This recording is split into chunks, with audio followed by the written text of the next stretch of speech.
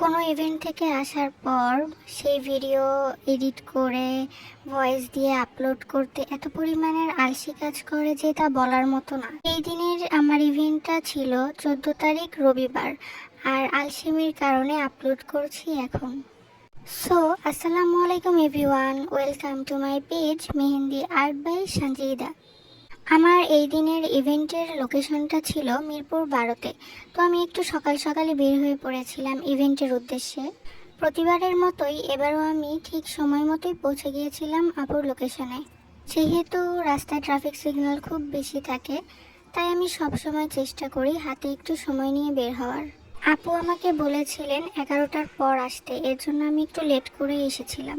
এখানে আমি হেন্না art by শিখা আপুর অর্গানিক মেহেদি দিয়ে কাজটা করব।